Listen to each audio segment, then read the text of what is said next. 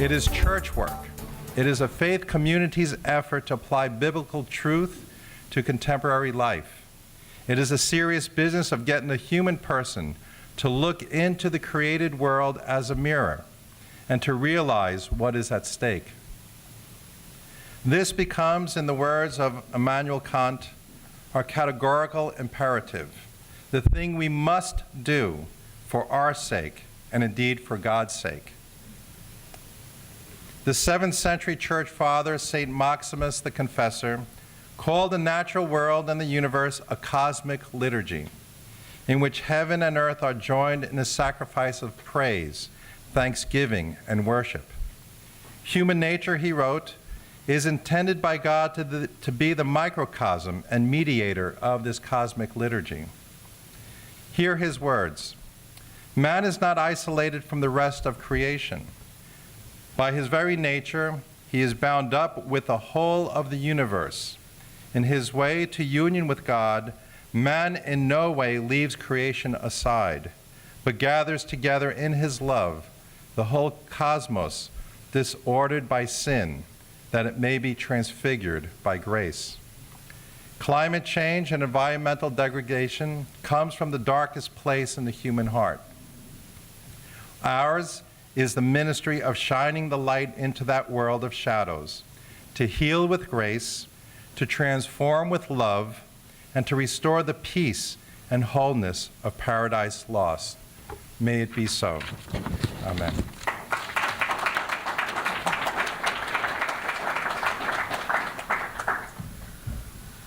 Thank you, Father Demetrius. Our next speaker, Dr. Margot Oge. Well, I thought I would say that you're the former transportation officer of the Environmental Protection Agency, instrumental in passing the new environmental standards for miles per gallon. So if anyone's earned her carbon offset for the day, it's Margot. So. Thank you. Thank you. He was so kind. He emailed me. This is very unusual, by the way.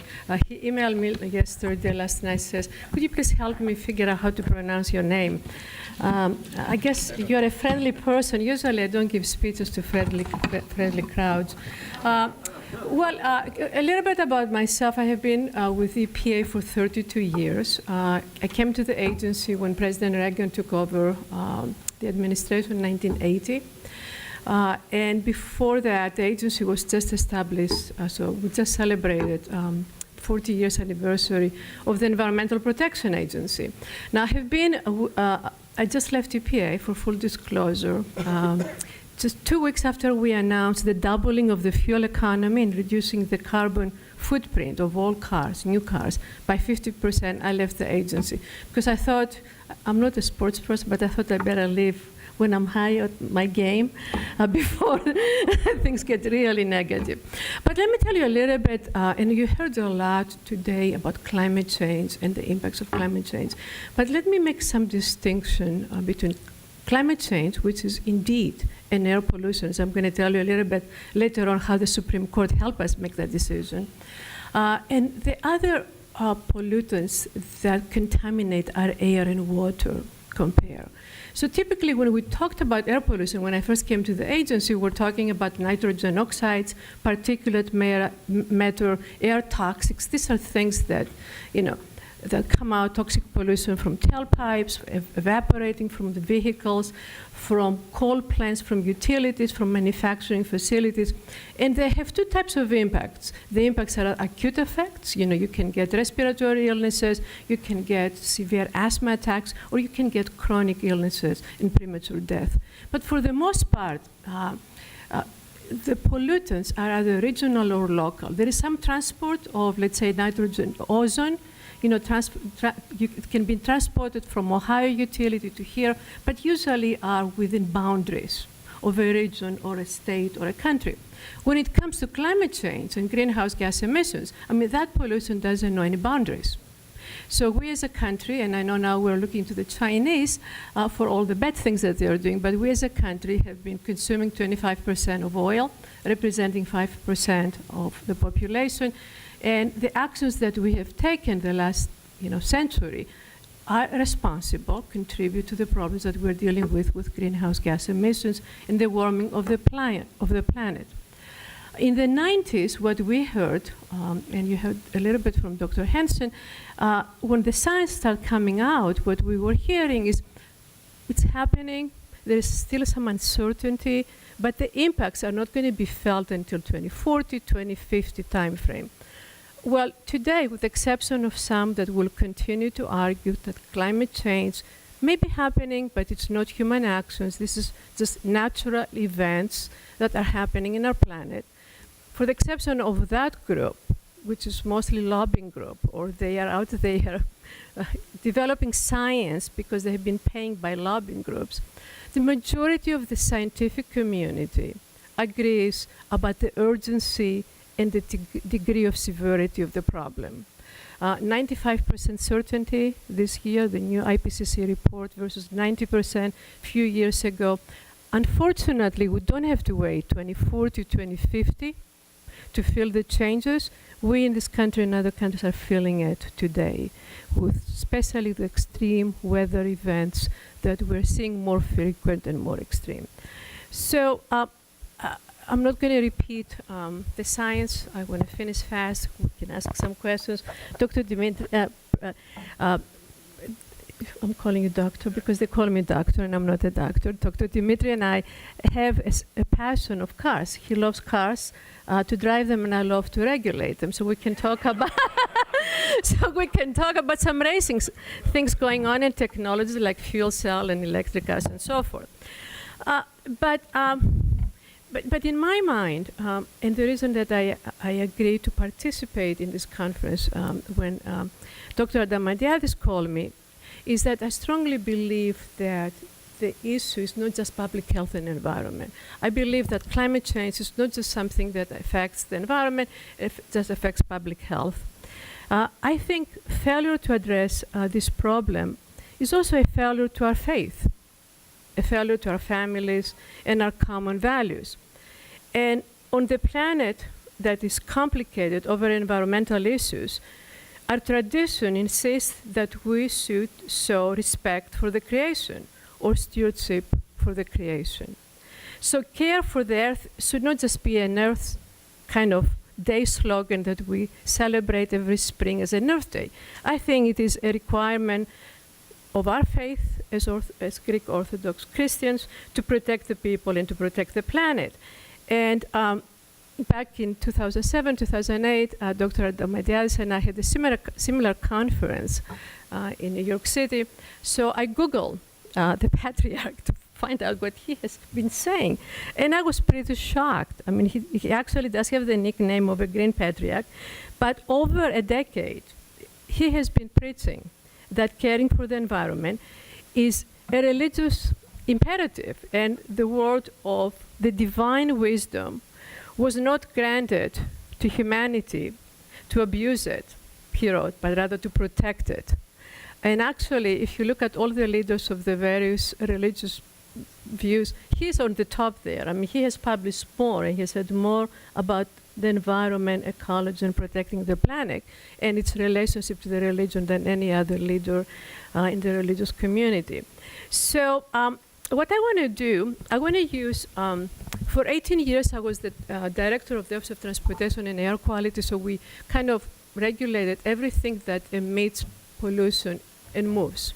Anything from your lawnmowers to planes, to trains, to cars, and also we took on the oil industry, gasoline and diesel, and more recently we were dealing with renewable fuels, and we did the climate efforts for cars and the transportation sector. But before that, I was with other offices. We dealt with nuclear waste, indoor air pollution, pesticides. Our office developed the report of the second-hand effect of cigarette smoking. So the last 18 years I have been doing transportation. So what I want to do is I want to use the transportation sector as like a case study where I can kind of demonstrate the politics, the science, and also the action that recently was taken under President Obama and what it means for the future of our planet and our transportation sector. So this country, along with the Western world, and these days India and China, are building their economies on oil. Wars have been fought going back to the beginning of the previous century to protect access to oil.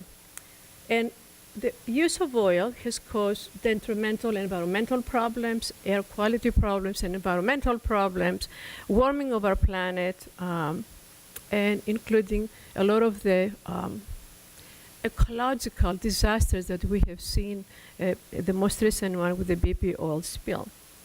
Now, let me give you some statistics, and I know that a number of you know those statistics, but it's good to always kind of be reminded. So our transportation sector consumes 70% of oil. 50% of oil is imported. So we're producing 50% and we import 50%.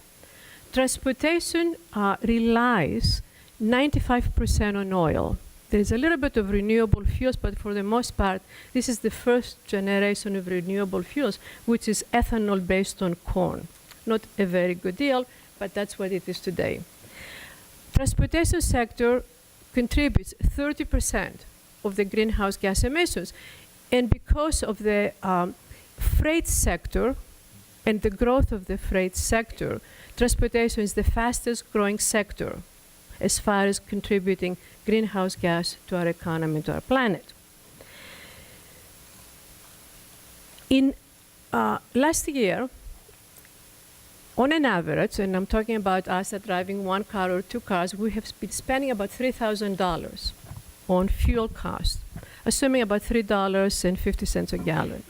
But in reality, you and I have been spending $9 at the pump. This is the cost of protecting the oil fields, the supply of oil, especially in countries that are not very friendly to this country. So when you talk to people that are familiar with defending oil fields in wars, and they have done some calculations. General Wald was on a similar conference with me the other day, and he put the price, which I heard the first time, $9 a gallon when you go at the pump.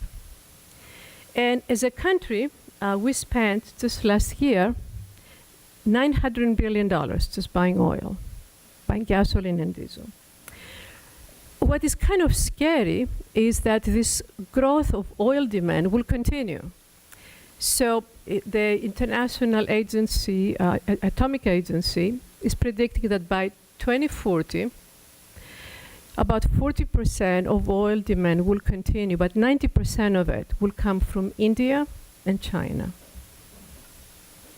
So for many decades, the scientists have been reporting the potential impacts of burning fossil fuel, including from the transportation sector. But politicians, with the help of the oil industry, with the help of the coal industry, utilities, and other sectors, have been able to put a lot of doubt about the science and also put a lot of doubt about the economic impacts that we as a country will have if we were to take steps under existing laws or new laws to regulate the carbon emissions in this country. And what would that mean to our competitiveness in the world? But things changed in 2007. So how many of you have heard about the Supreme Court decision in 2007? See how much education I have to do. Okay, that's good, very good. So what happened, in early 1999, a group of environmental groups petitioned my office, and they said, you know, Margot, the emissions from cars are pollutants, like nitrogen oxides and benzene and particulate matter. You should regulate them. That was under the Clinton administration. President Clinton decided not to act. I mean, that's a pretty big deal, you know, to take that action. So the easy thing is to just, let's do nothing. So they didn't do anything. So the time went by, the Bush administration came in, so they called us into their office, and the White House had decided that the lawyers should draft a response back to the petitioners and say, no, you're wrong. Greenhouse gas emissions under the existing 1990 Clean Air Act, where we have taken steps to regulate emissions from the transportation sector and other sectors, does not apply to greenhouse gas emissions. They are not pollutants. So the case moved on, 12 states and a number of environmental groups. A lot of that was led by a junior senator, a local senator in California who was a school teacher, had developed her own bill for California to do something with cars to reduce greenhouse gas emissions. The case came to the Supreme Court. And the Supreme Court in 2007, April of 2007, said to EPA, the Bush EPA, you know what? We read the law, and EPA, you're wrong. The Clean Air Act gives you the mandate, actually requires you to do something, because greenhouse gases are pollutants. And unless you go back and come to us and say that this pollution, this type of pollution, does not cause public health endangerment and or environmental endangerment, that's the law's provision, then you don't have to do anything. But if it does, you're going to have to do something. You're going to have to take steps to take care of it. So that was the Supreme Court decision. So the Bush administration asked my office and my team to respond to the Supreme Court. We developed a huge document, 4,000 pages document with all the science, because the science is out there. I mean, EPA doesn't have to develop the science. There is plenty of scientific findings to demonstrate, greenhouse gas emissions cause both human health impacts and environmental impacts. So that was a 4,000-page document. Then we developed another 400 or 500-page document, and we said, you know what? And there are things you can do for cars. There are technologies. I mean, it doesn't have to be fuel cells and electricals, exotic technologies, but there are things that you can do to improve the efficiency of the cars, so the cars will consume less oil, so you'll reduce the carbon footprint of vehicles. Those documents were sent to the White House. That's what we typically have to do. We have, the executive branch makes a decision, sends it to the Office of Management and Budget. They have to put it out for comments. They have to release it. Well, that document, that email was never opened for a year and a half. So the email stayed there. So things changed, and I'm not trying to be partisan here, but President Obama comes to the office. We have done now, thanks to President Bush and his team, we have done all the work. We have done all the legwork. We have done all the science, all the legal work, all the technical work, and the economic analysis. If we were to take an action under the Clean Air Act, what would that action be? What would it cost to the public? And what would it cost to the industry? What are the impacts? So President Obama called us to his office. He was in the office for 2 weeks. And he says, go forward, put out all this stuff that you have done under the previous administrations out, and come and tell me how we're going to do this. By May of 2009, there was an agreement between the president, the government, including California, the state government, all the environmental communities, and all the industries. These are the companies that have been fighting the government, for 30 plus years to improve fuel efficiency and to reduce carbon emissions from vehicles. So there was an agreement to take steps 2012 to 2016 to reduce the carbon footprint of cars and to reduce the consumption of oil. And then within 6 months, the president calls us back and says, you have to do more. So we put a second program in place that requires the cars by 2025 to double their fuel efficiency. So 2011 was about 27 miles per gallon. So in 2025, cars will be close to 55 miles per gallon on an average. It doesn't mean that your car is going to be 55, but if I'm General Motors and I'm selling a fleet of cars, on an average, my fleet has to meet 55. Some of the cars will be less, some of the cars will be more. Okay. Now, why was this historic? What is so great? Tom Friedman, I don't know how many of you know Tom Friedman, who is a reporter with the New York Times. He did an editorial. He called it, "This is a big deal." And it is a big deal. Let me tell you the reasons why it's a big deal. The first reason that it's a big deal is that typically, I don't know how much you know about Washington, we end up in courts. So we said, this is the law, this is what we're going to do. If the industry doesn't like it, they sue us.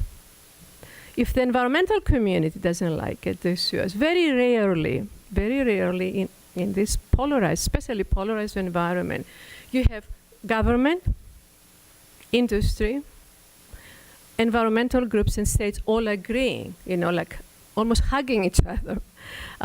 This is a day to live for, because that's how our government and our industry should function. Okay, we're almost done. Okay. I do talk a lot. Okay, so that's a big deal. Big deal because they sign up, all the OEMs signed a piece of paper and they said, we're not going to sue you, EPA. We're going to invest $130 billion to improve the efficiency of our vehicles and reduce the carbon footprint. By the way, your typical gasoline car is only 15% efficient. So you're wasting 85% of the efficiency. Okay, so that's one reason it's a big deal. The other reason that it's a big deal is that if you're a consumer, and you can start from in 2012, but let's say in 2025, and you buy this new vehicle, you're going to pay $1,800 more to double the fuel efficiency. But you're going to be saving net $4,000 from fuel savings, so assuming that gasoline in 2025 will be $3.50 a gallon. If it's more, you're going to be saving more money.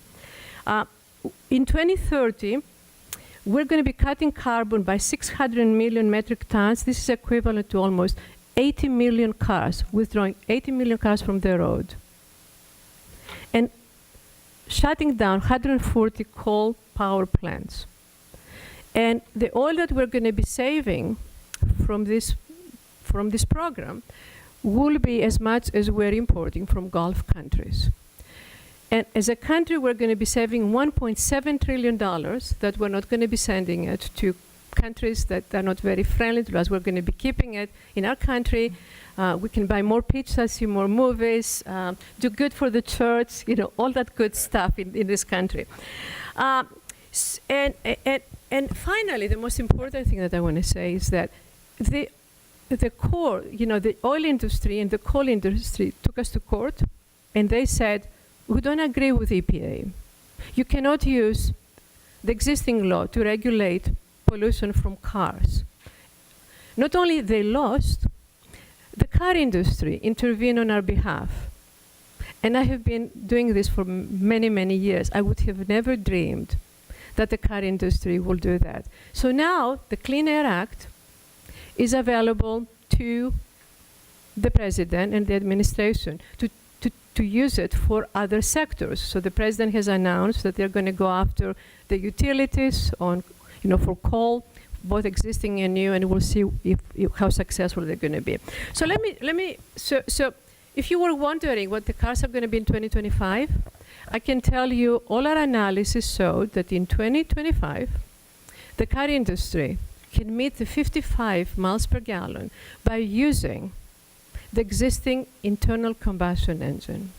There is so much improvement, some mild hybrids, some strong hybrids, but that's what they're going to do. And today, if you went out to buy a car, 25% of the models meet the requirements for 2017. The industry is investing. Because at the end of the day, this is a global product, cars, and what we're doing in this country, Europe is doing something similar, China and India. So they're looking at it as an innovation, as an economic sustainability for them. So, there are things that we can do as individuals very briefly, and I know I have to conclude my remarks. As individuals, as a group, I think it can be overwhelming. You're hearing from lawyers, from scientists, from politicians. You get all these kind of messages on a daily basis. And this kind of climate change seems like an enormous kind of problem. Some of us think it's going to be tomorrow, the day after tomorrow. Let the government deal with it, somebody else. It's easy to just do nothing. And that's very unfortunate because it all starts with us as individuals. The Environmental Protection Agency, the law passed because of grassroots groups' efforts, not because of national programs or big industry or big government. It starts with each one of us. So the first thing that I tell people to do is be involved. Vote. Understand what your local, state, and national leaders, people are, we just had elections. Just vote. Just have your voice being heard. Be part of groups like this. Let's work as a group. Greening Church is fantastic. Let's educate our children. But if you're out to buy a car, you can get a green car. Your largest carbon footprint as an individual, assuming you have a car, assuming you're not one of these white generation representatives that they don't like the cars because there is all the social media and they don't need to move from place A to place B. But let's assume that you're like Father Dimitri, you love your car. The best thing that you can do is buy a green car. There are the new fuel economy labels that EPA put out. They rank cars. So when you go out and buy your car, they rank cars, how well they're doing on the carbon footprint, and how well they are doing on fuel economy, and how much money you can save if you get a car. For example, if you get a clean diesel versus a gasoline, the same powertrain, but gasoline, you're going to save 20% of carbon footprint, and your fuel economy is going to be at least 20% better. There are over 40 hybrid vehicles in the marketplace. So do think green when you buy a vehicle.